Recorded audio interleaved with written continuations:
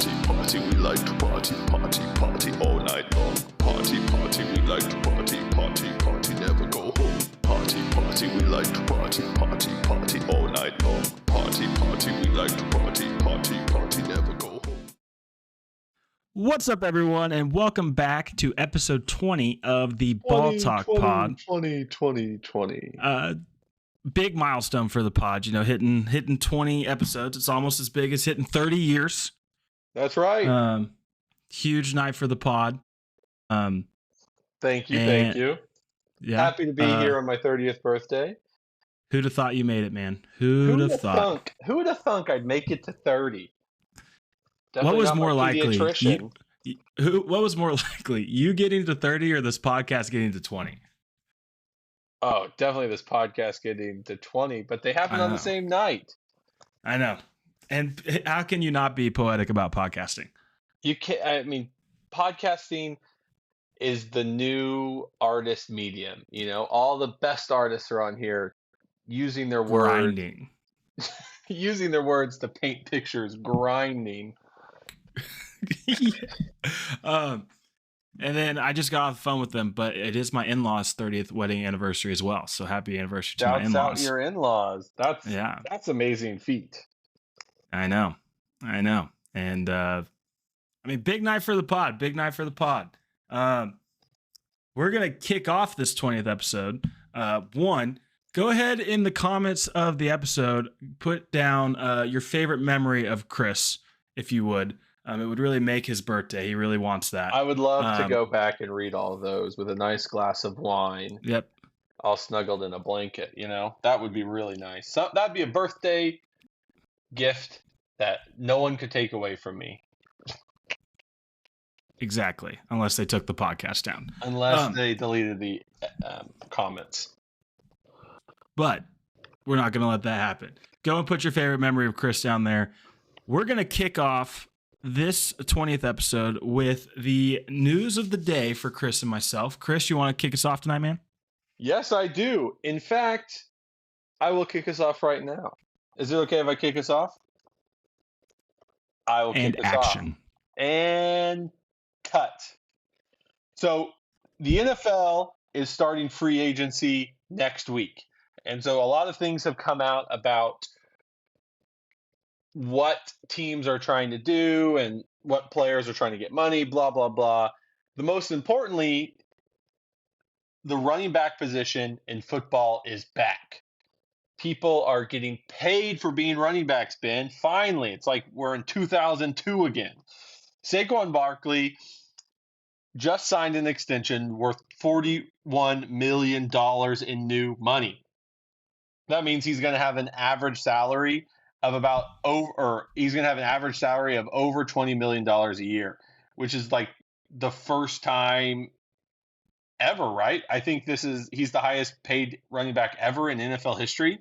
So Good news for running backs, good news for fantasy football. I think fantasy football is more fun when running backs are better, when there's more running backs to choose from. And I think that comes with that paying them, that position being valued by NFL execs and NFL teams. So shouts out to Saquon Barkley for saving fantasy football. He also is only 28 years. Like he's 28 years old, which in football terms is old, over the hill for a running back. And so it actually is, you know, pretty big time that he was able to get that extension. NFL free agency starts with the tampering period next Monday, and free agency begins Wednesday. So Saquon's just kicking us off, man. Won Super Bowl. He's getting married. He's now the highest paid running back in NFL history. I mean, he also can get more money.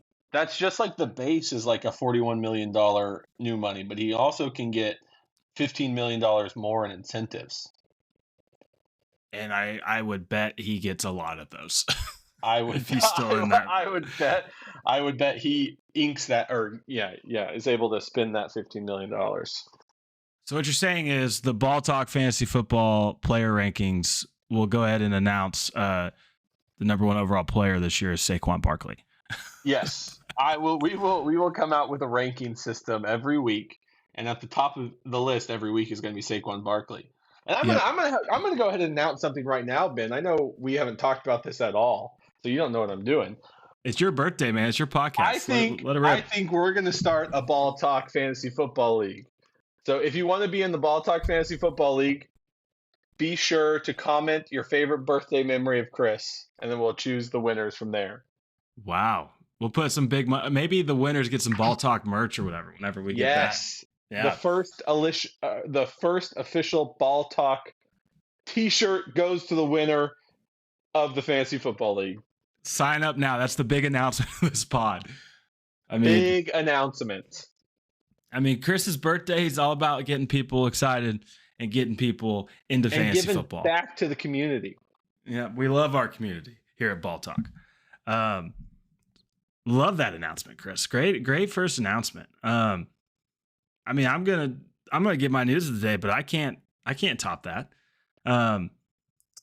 My news of the day, we're going to the NBA, and I'll focus on one team. But before I get into that, the NBA in general, last night alone, had a major injury problem. The injury bug was spreading exponentially, like a bad case of the flu. A little too close to home right now, I guess, with all the flu going around. But it's applicable.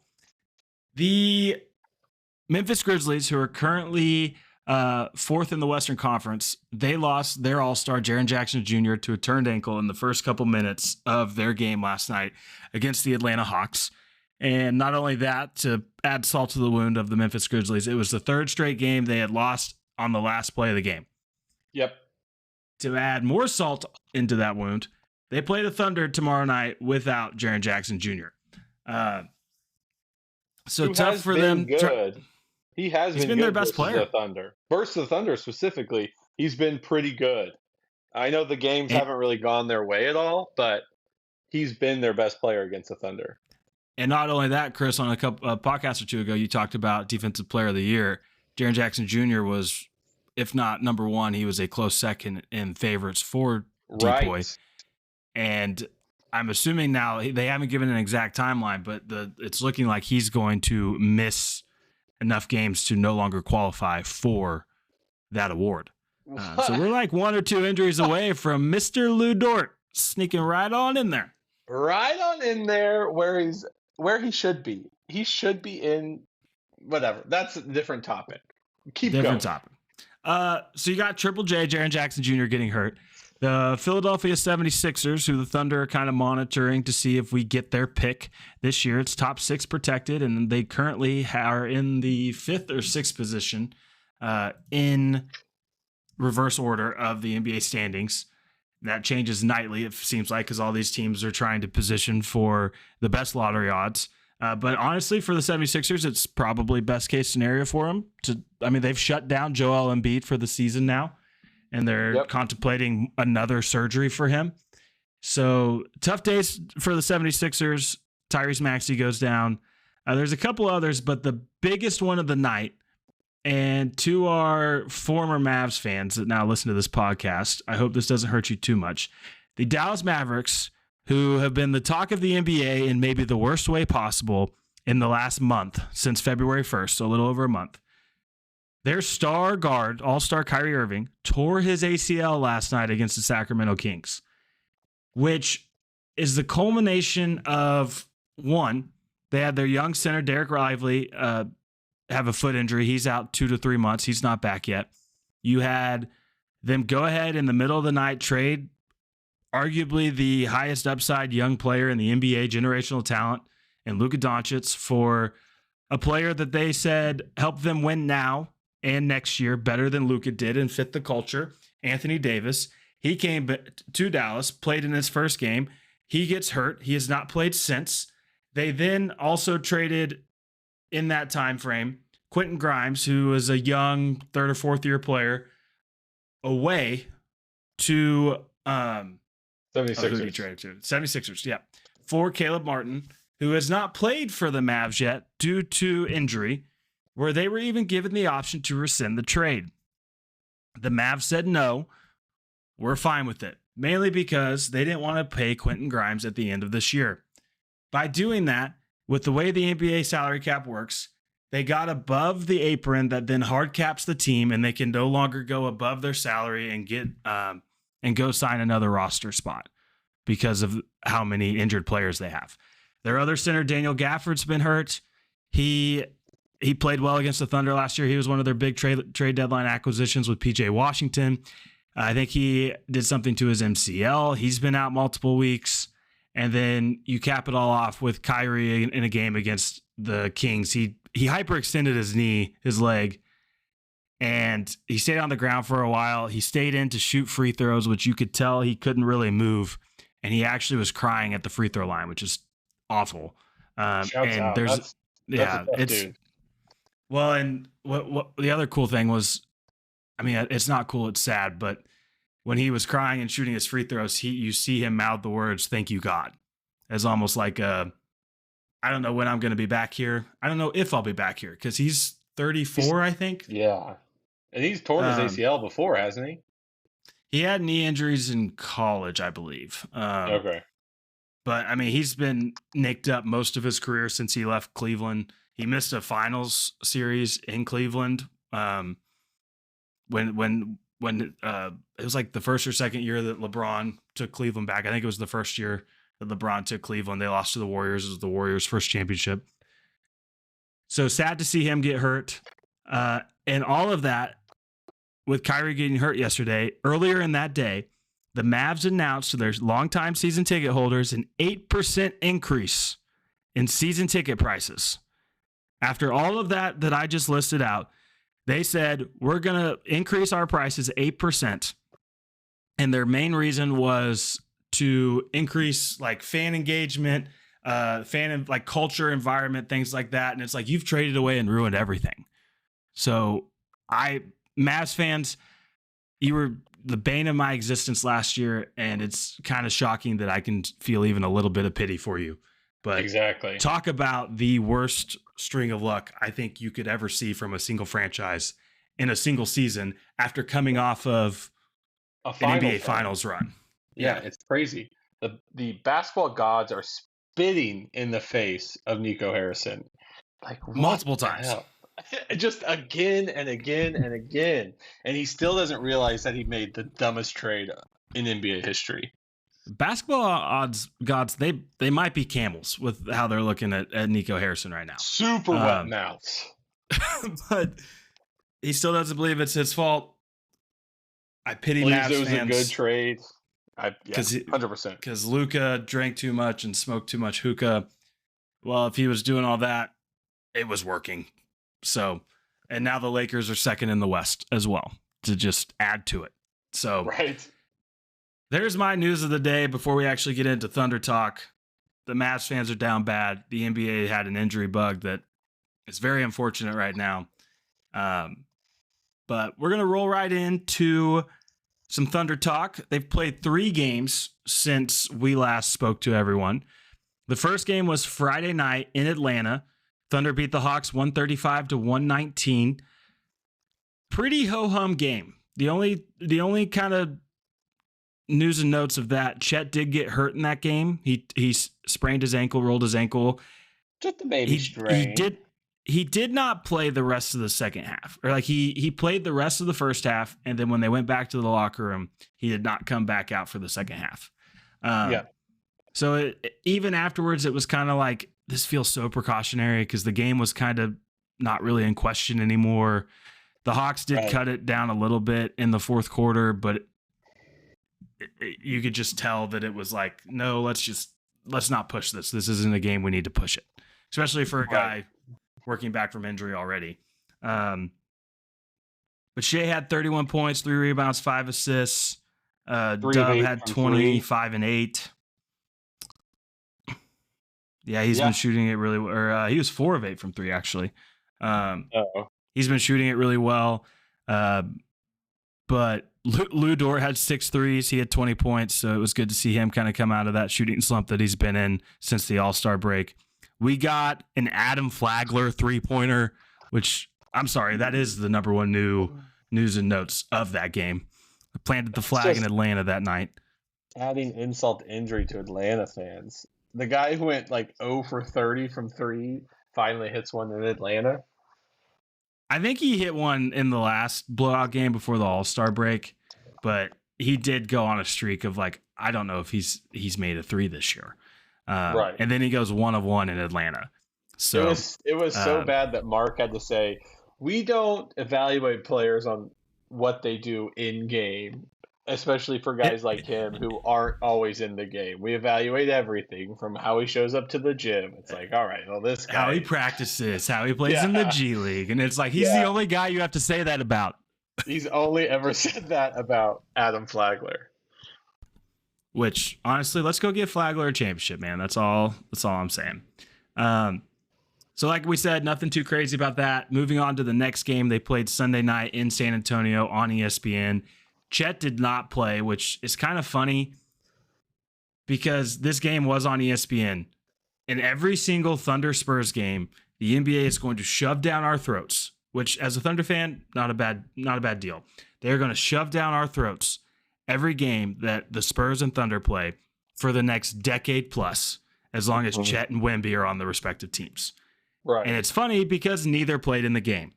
They haven't played against each other all year. The first game we played one game. Did, and we beat them. One game. And Wemby only scored 6 points. And he shot 4 free throws. Yeah. Yeah, it was like the first or second week of the season, and then the other game was the in-season tournament that Chet missed, and we lost in San Antonio. But also Wemby didn't play that one.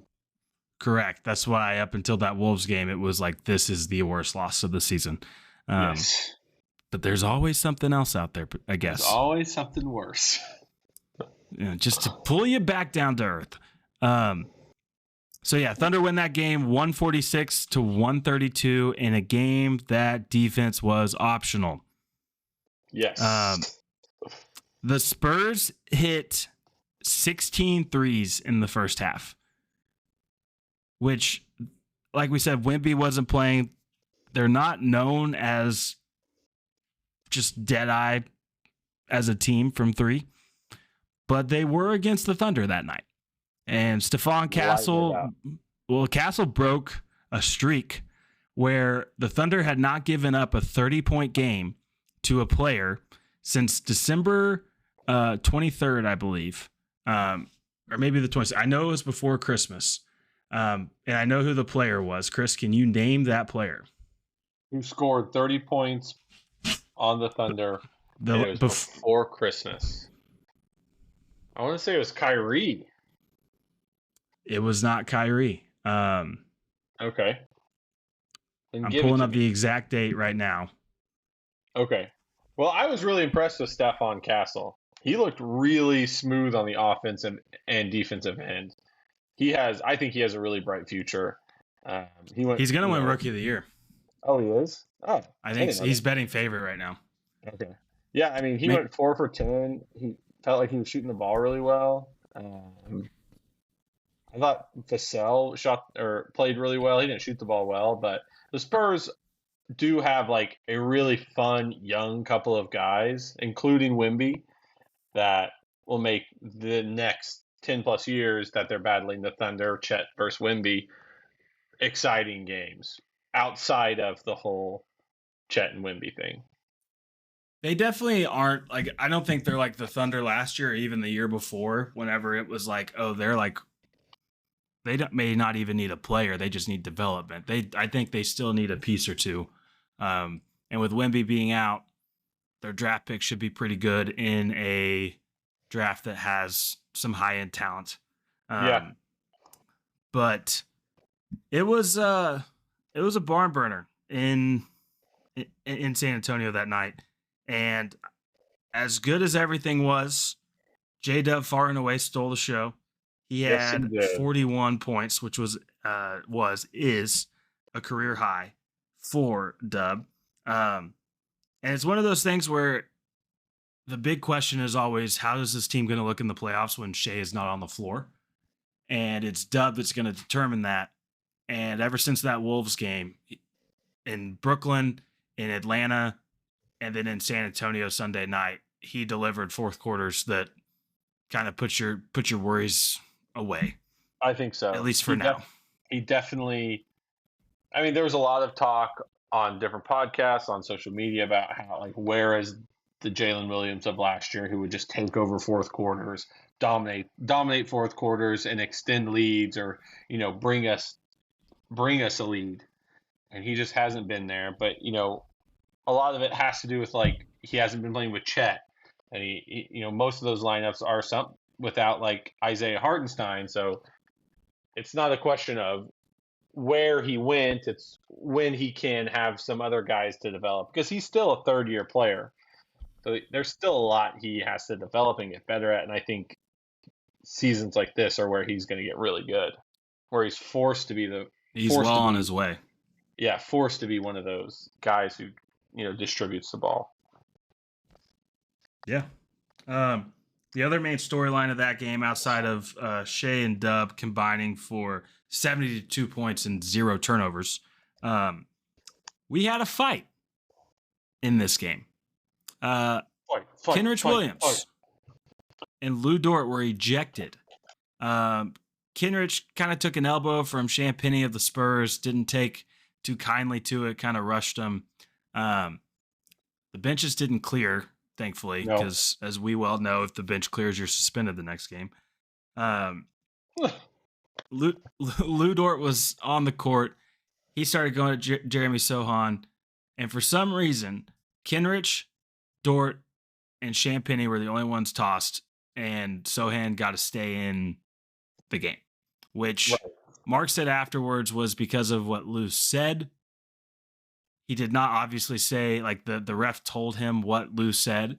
Mark did not relay that to the media after the game, but he did say, he was like, I get that he got thrown out. The issue is he hears that, or far worse, every single night in the NBA from people just chirping to each other back and forth on the court, and there's no repercussions at all. Right. And so it's like, yes, if you're throwing people out for that, Lou absolutely should be thrown out. But if we're, changing the strike zone for each individual player, that's not okay. In a game that Isaiah Joe was out, Chet was out, I mean, they were down to like 10 players after that ejection. Yeah. In a game that was very close at the time. And it felt like if the Spurs could have then just, like, taken control of that game and then used that as a momentum on their home court, they could have ran away with the game. But luckily, the Thunder were able to, like, steady themselves. And Jalen Williams said after the game it helped, like, center the team and refocus them, which is kind of crazy. But I feel like after, like, I watched it, and it was like Dort went in to, like, pull Kenrich off, and then Jeremy Sochan put his hands on him, and so then Dort essentially walked Jeremy Sochan across the half court line, and it feels like Dort got ejected because he was just tougher and stronger than Jeremy Sochan. And I know it came out that it was because of what he said. I'm using air quotes, but it felt like he got ejected because he scared Jeremy Sochan, and they couldn't have that. The refs couldn't have someone being so scared on the court. Lou Dort's too scary. Yeah. But yeah, they just got ejected. They played the next night. Thunder were on they had a back-to-back those two nights. So leading, I mean, again, nothing crazy from that game. Chet and Joe didn't play. No, I mean, Jalen Williams scoring 41 points is incredible. The Thunder now have had 3 different players score 40 points this season, which is pretty incredible. And 8 in their history. Dub was the 8th player in Thunder history to break the 40-point mark. 4 of those players are on this team, including Jalen Williams. Correct. Lou Shea, Dort, Dub, Aaron Wiggins, and Lou Dort. Mm-hmm. Yeah. Mm-hmm. Special team. I think they should all go for 40 in one game. Let's see how that works. I think we should try it. I think we'd win that. I think the Thunder win that game, scoring 160 points between 4 players. Yeah, they'd have a very good chance. Very good chance. And lastly, the last game they played since we last spoke. Last night, the Thunder beat the Rockets in Oklahoma City. The final score of that game was 137-128 in a game that the Rockets sat a lot of their starters. You wouldn't have known that because, I mean, props to the Rockets, man. I mean, they're, I wouldn't even say like C team. I guess it was like B plus team because they still had some guys. They played well. And I don't think the Thunder are just playing great defense right now. I think they're kind of coasting on that end, which we can get to in a minute. But Houston, I mean, they showed a little bit that night. So, I mean, they were definitely kept in the game by rookie sensation Reed Shepherd. He was phenomenal, and even against our best like on-ball defenders, like he was taking Cason Wallace to town. He was taking Lou Dort and Jalen Williams. Like it looked like nobody could stay in front of him. He was getting anything he wanted. I was like, that's the second night in a row where I was really impressed with a rookie on the other team. Yeah, I mean, Reed Shepherd was the 3rd overall pick last year, and it wasn't seen as a reach. It was seen as a great pick for Houston.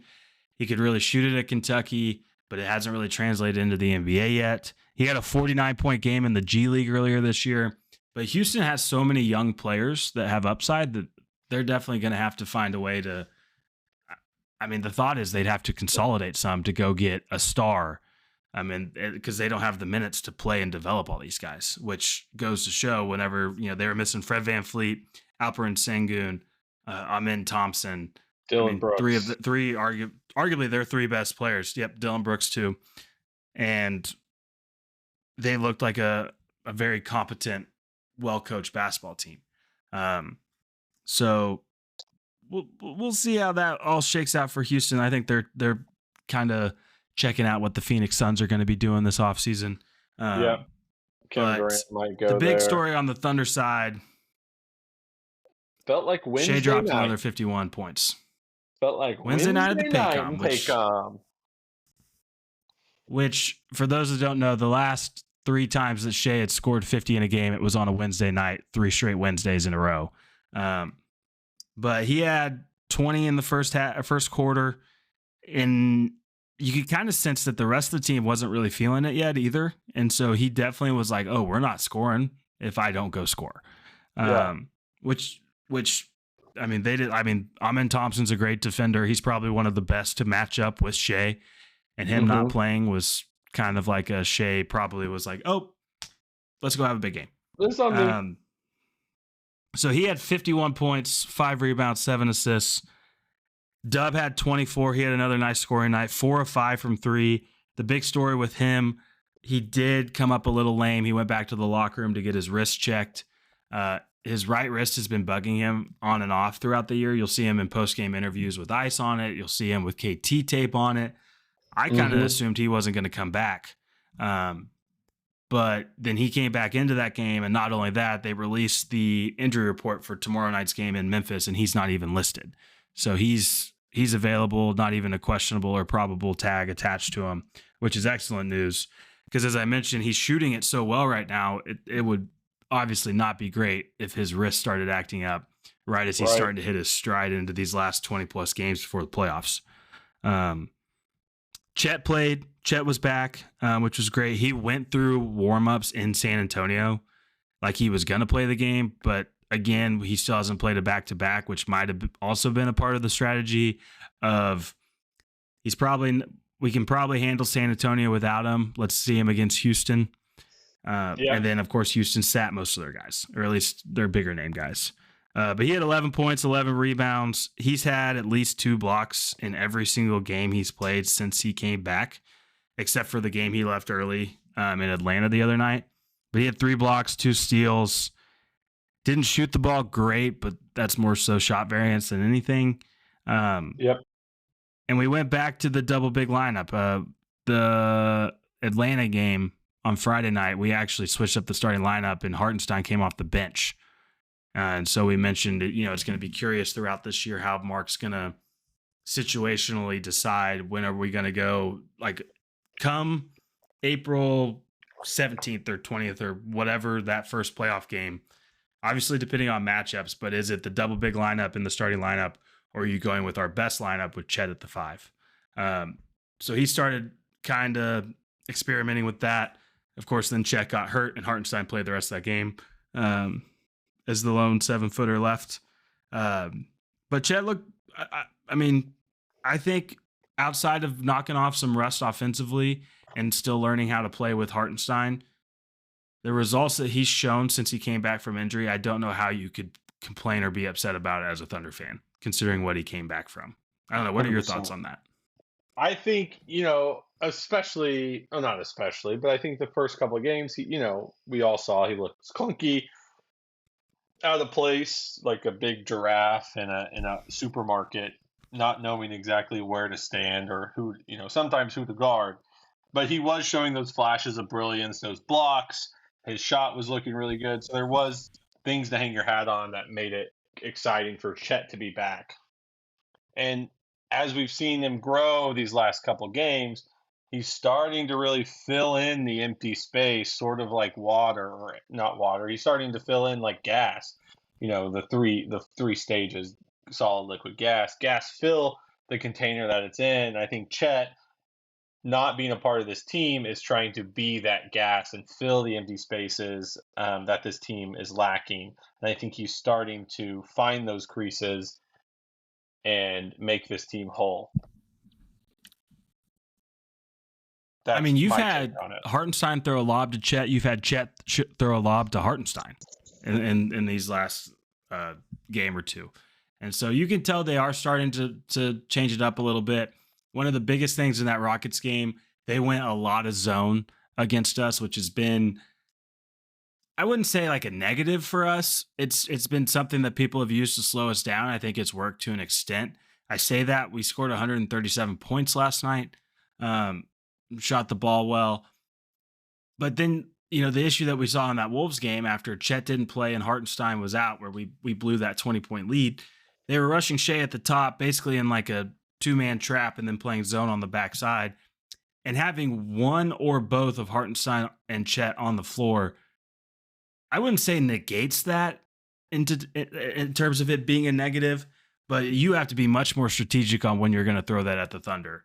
Well, I would say it negates it not almost completely, but it does negate it a large sense, because they did something against the Rockets where, they played that zone. They put Chet at the high post. They threw it to Chet. Nobody came up to Chet, so he just shot a free throw and made it. And it was like, shot it over the center. Yeah. Like that, just do that every time. Then they can't play zone, or they have to like shrink in more, and so they can't double Shea.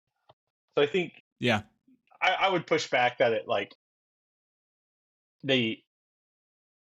allows teams, like that lineup doesn't allow teams to play zone to a great extent.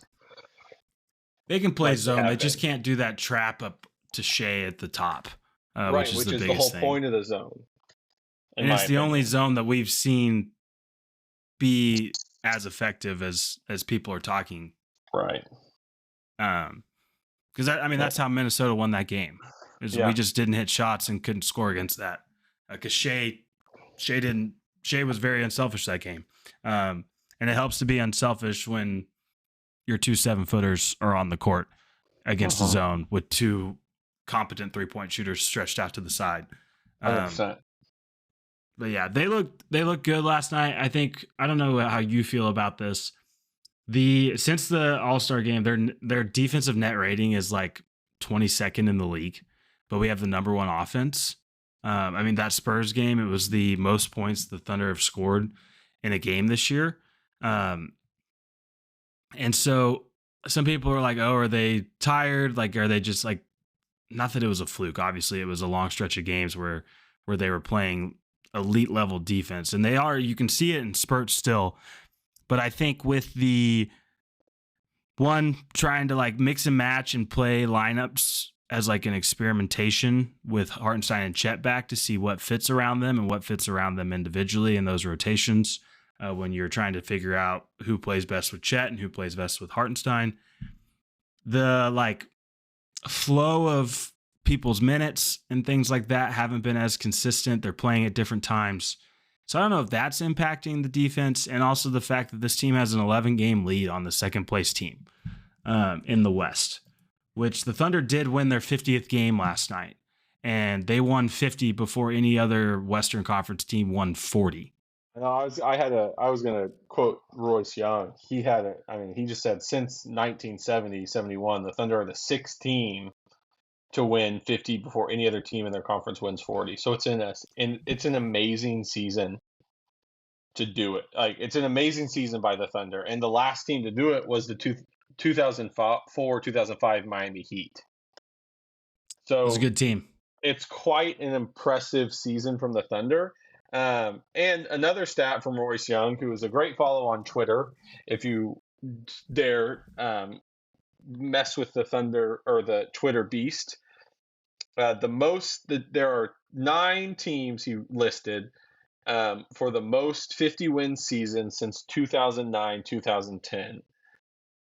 And the Thunder are the number 1 team, have the most 50-win seasons since 2009, 2010 with 9. And then 4 teams have 8. So the Thunder, it's just a testament to the franchise that we have the privilege of cheering for. That's all I'm trying to say.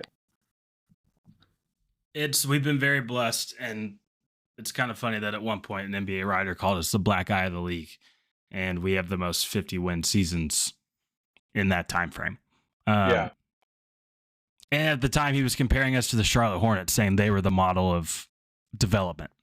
So I don't know how that guy still has a job. Yeah. Last thing on the Rockets game, and I just want to touch on this point. At the beginning of this year, you saw this team as a whole, but specifically Shai, taking a large amount of 3-point shots. Different, Yes. pull-ups. I mean, Shai at times, you knew he could get to the rim on anybody. He still can. He's been able to do that for years now. But you could tell he was just hunting a 3-point shot, and he'd shoot 10 or 11 a game sometimes. And he'd shoot 2 of 10 or 2 of 11. And it kind of got frustrating. Obviously, this team has been so good. It had nothing to do with winning the game. It was more so him working on his game. And it was always strategically against teams that you knew this team was going to beat. Like he'd do it against the Wizards. He'd do it against the Hornets. Games you knew we were going to win is when he kind of would venture into almost an experimentation mode. You are seeing the benefits of those experiments now. Shai is now above 37% from the 3-point line this year, which with his ability at getting to the rim, his mid-range jumper, his handles, how he can get around people, you throw in a 3-point shot, and he is the most unguardable on-ball offensive player in the league right now. And you see people comparing him scoring-wise to people are like, oh, the NBA is not fun anymore. It's just threes and da-da-da-da. And I miss Kobe. Kobe's game is translating to what Shai is doing, except Shai's way more efficient at it. And the 3-point line obviously is more of an emphasis. But I just wanted to point that out because he's been shooting amazing. He's hitting very timely threes, which is huge. And especially in the playoffs, if he can go get that step back. I mean, he hunts that step back from the side of the top of the key when he's going 2 for 1 every single quarter that he has the ball. And it feels like it goes in at least half the time, maybe more. Oh, I was going to say, I feel like it goes in every time. I just wanted to point out, you're starting to see that. Yeah. Which is it feels that way. He hit one last night, and then he also had one. He also you cut out a little bit, but he had one he hit that, and then had a chance to hit one at the end of the half or the quarter. I think it was the third quarter. Yeah, end of the third quarter, and it was right as the time expired, and you just thought he was going to make it. It was like it was 10 feet behind the 3-point line, but at that point, it was like he can't miss. Yeah, it felt. I mean, all those threes just light up the crowd and feel very powerful. It's like you talked about. It's a testament to the work and the effort he put in at the beginning of the season. While fans were saying, "Why is he shooting all these threes? Why isn't he driving?" So, shouts out Shai. Shouts out Shai, man. He's doing some pretty good stuff. That's putting it lightly. But yeah, I mean, he's 37.4% this year. Last year was 35, 34 the year before, 30% the year before that. His first year in OKC, he actually shot 41%, but that was when he was around other guards, and it was a bit of an outlier. But you just have seen that number continually climb, and I just can't wait to see it in a couple playoff series, maybe 4 of them. But yeah, Thunder go 3-0 since we last talked to you. They play the Memphis Grizzlies tomorrow night, late night start, 8:30 Central Time on ESPN. That game got flexed into prime time, which is cool to see. Obviously, as we mentioned, Memphis will be without Jaren Jackson Jr. But hopefully the Thunder can put on a good show for the national television crew, because we've been a little dicey with that a little bit this year. So, but Chris, before we go, I put out a tweet on the account earlier today at Ball Talk Pod. Okay, give us a follow if you're bored and like Thunder basketball. We got a couple of responses for questions to answer on the pod. So I'm gonna give these 2 to you, and I want you to give me your unfiltered response for your 30th birthday. Let me take my filter off. Okay, Please. I'm ready. Take your time. You got it off? It's all the way off. It's about time. Number 1, from at Jake Mayman. Which teams do you see as the biggest threat in this year's playoffs?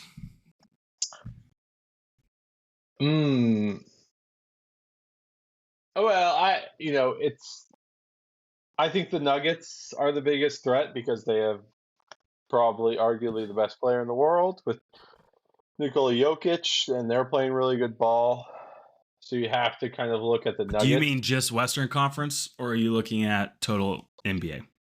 I'm just looking at Western Conference right now. Okay. We could sit here and talk about every team because, we don't want to be biased towards the Thunder. But I think it's going to be a hard playoff series, and I think Thunder fans need to get ready for that. But I would say the Nuggets are a team that I'm looking at that I don't really want to face. If they and the Lakers and the Warriors and the Wolves could all get on one side of the bracket, and then we're on the other side of the bracket, and we let them fight it out, I'd be extremely happy with that. So that's where I kind of think those 4 teams, the Wolves, the Lakers, the Warriors, and the Nuggets, are sort of the teams I don't want to see in the playoffs early on. What about you, Ben? I agree with you. I think if the season could end today, I almost would would want it to, because the Thunder would have the 1 seed. I mean, the play-in's the play-in, so we'll see who we would play. But the Lakers and Nuggets would be the 2-3 seed, so at the earliest you would see them would be the conference finals. And not only that, the Warriors, who have played really great basketball since Jimmy Butler was traded there, they just beat the Knicks in Madison Square Garden tonight, who did not have Karl Anthony Towns, but still a big win regardless. They're 8-2 in their last 10.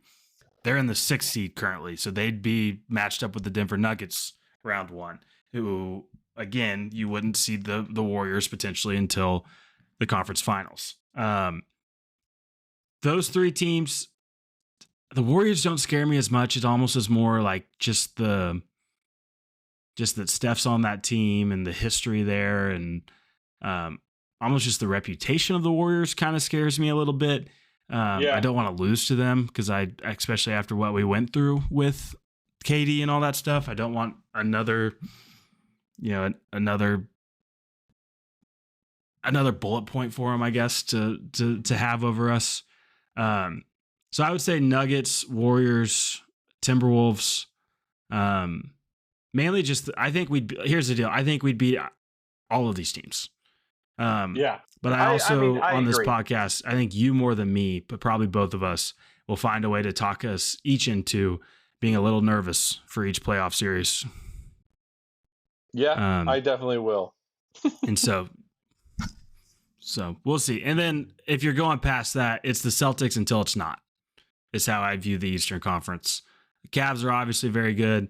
And with this team, a finals appearance to me is a successful season. I mean, if you get to the finals, it's almost a crapshoot in terms of health and who can get through that. I mean, the playoffs are a couple months long of basketball. And And so if you get to the finals, it's almost a crapshoot. Obviously, as you get closer, you kind of start thinking about who you would rather play. But to me, it's the Celtics until it's not, and then probably the Cavs on that side. No one else in the East really scares me. 100%. So appreciate Jake for the question on that one. And lastly, Chris, before we get out of here, R_Shoemaker, the loyal Thunder fan, asks, which player has been the biggest surprise for the Thunder this season?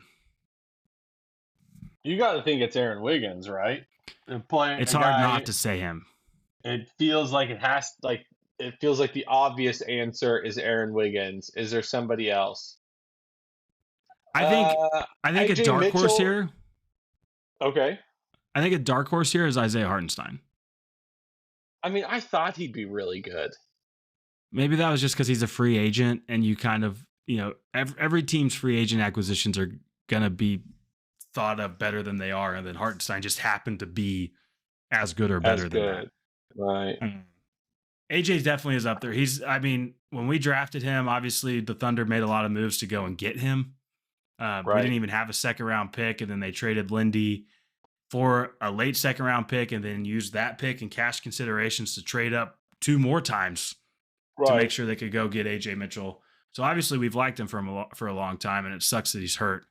But it was, when he was healthy, and I hope it's still that way when he comes back. He's been a guy that obviously has deserved a roster spot. 100%. Some guy you really want on your team.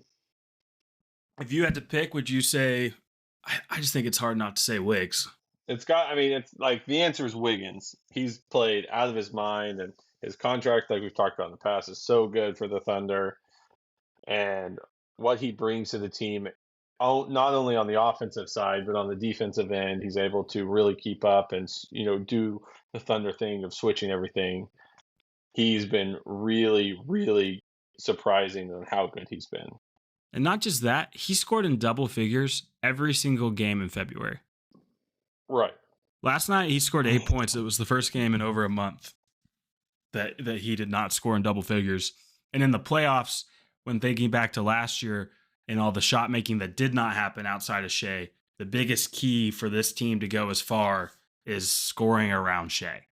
And so if you can get a Wiggins and a Joe and even Kaysen, who's been playing very, very well recently, if you can have each of them hit between the 3 of them, 3 to 5 threes a game. Obviously, you'd like more, but just the threat of them out there and being able to space the floor for Shea when the defenses really crank up for the playoffs. I know we're talking about a surprise right now, but the developments we've seen from that are one of the main reasons why you have the expectations you do for this team, because of how surprisingly great they've played, even after playing so well last year. Yes. So yeah, I'd give it to Wiggs, AJ Mitchell a close second, and then just with Hartenstein, it may not even be the surprise of how good he is. I think it's just the surprise of the impact and the importance he had, especially after Chet went down.